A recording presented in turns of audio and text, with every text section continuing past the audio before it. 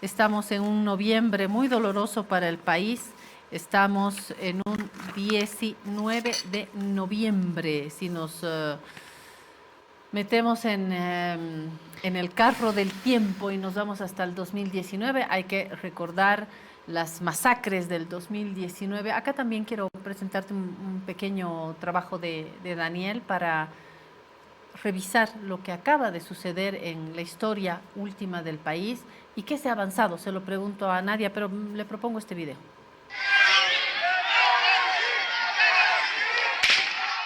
Hoy 19 de noviembre se cumplen 5 años de la masacre de Sencata, un suceso que marcó a Bolivia y dejó profundas heridas en familias que aún luchan por justicia. El 14 de noviembre de 2019, la autoproclamada presidenta Yanine Áñez firmó el Decreto Supremo 4078, que daba vía libre a las fuerzas de seguridad para pacificar las protestas tras la renuncia de Evo Morales.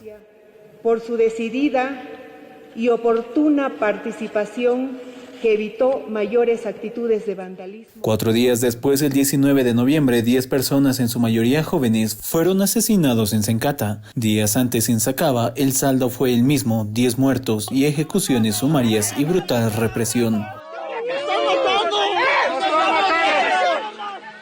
Las autoridades de entonces llamaron terroristas a los manifestantes y aseguraron que intentaban volar la planta de gas de Sencata. Sin embargo, el informe del Grupo Interdisciplinario de Expertos Independientes, el GIEI, desmintió estas versiones. Y mediante estudios técnicos del equipo argentino de antropología forense, nos es posible afirmar taxativamente que no existía un riesgo de generar una explosión en la planta de Sencata. El GIEI revisó videos, incluso grabaciones de cámaras de seguridad, y concluyó que no hubo explosivos y que los disparos vinieron de las armas de las fuerzas del orden. El informe no dejaba dudas: lo ocurrido en Sencata y Sacaba fueron masacres.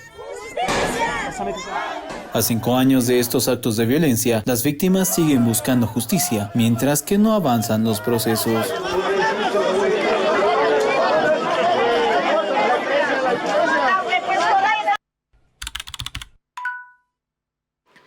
A diferencia del debate si golpe, no golpe, fraude, no fraude, aquí no podemos decir muertos, no muertos. Hubo masacre.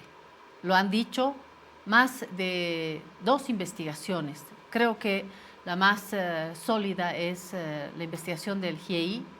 Hay varias.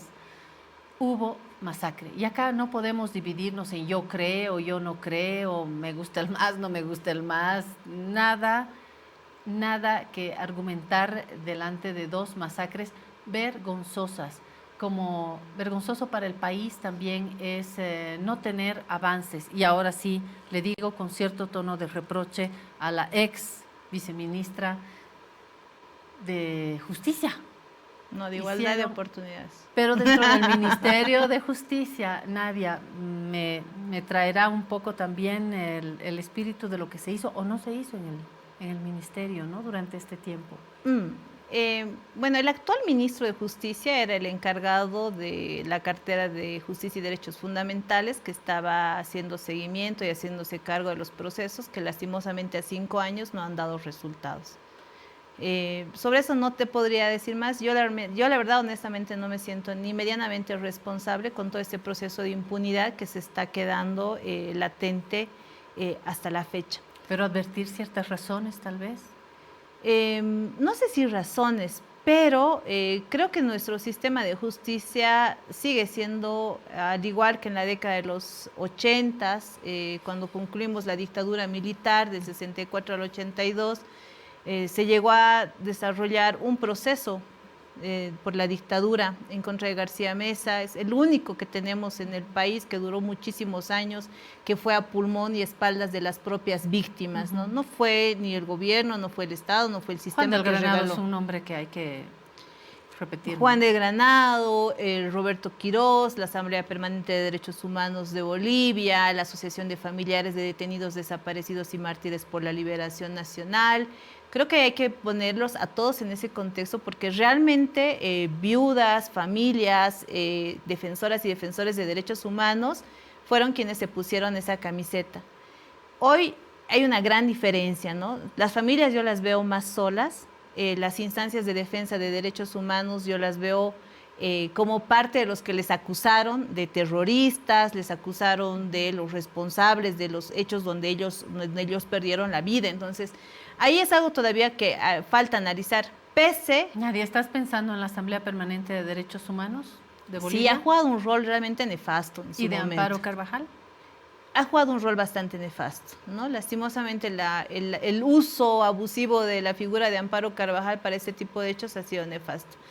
Pero lo que me preocupa es lo otro. Yo siempre he señalado, una de las razones para que el 2019 se lance un decreto que diga que va a tener impunidad, van a tener impunidad los militares a título de legítima defensa para matar, a mí me hace mucho recuerdo, yo decía, eso se da porque del 64 al 82 ha quedado tanta impunidad que se pueden lanzar actos vergonzosos como ese, ¿no? Además de un tanto ignorantes.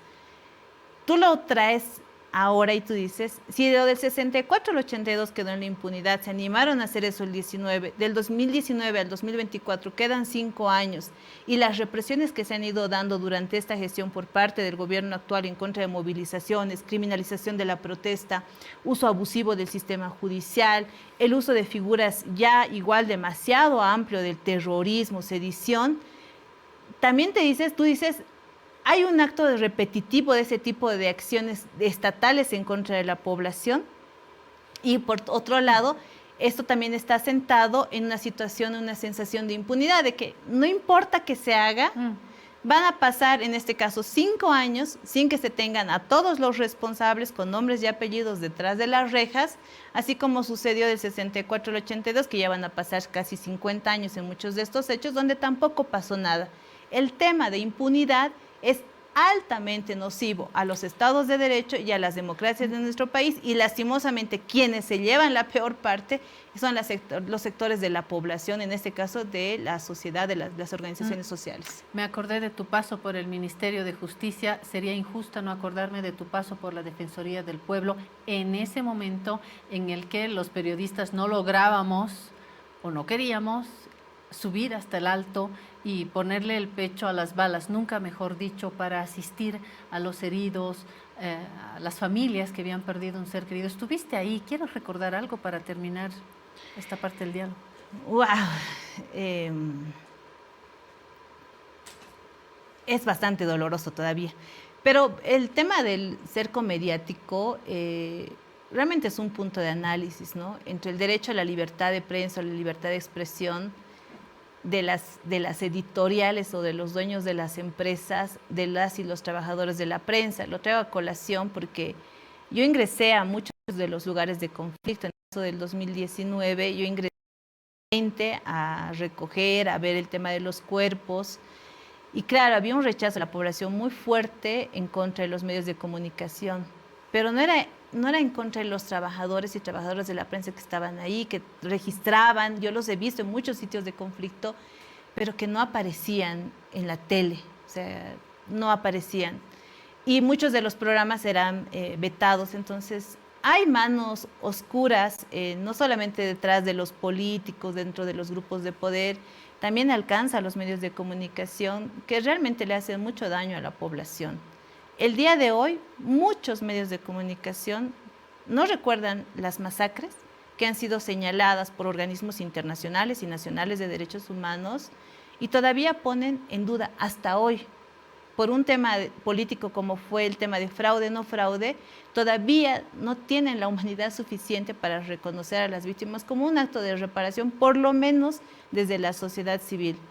Me da mucha pena que muchas de las prácticas estatales lastimosamente se están repitiendo sin tomar en cuenta las graves consecuencias que esto puede tener para nuestro país y la posibilidad de que este conflicto que para mí sigue latente actualmente pueda representar o pueda tener otros picos de conflictividad que se lleven pues más vidas humanas. Yo lo decía el 2019, realmente es muy doloroso recoger cuerpos.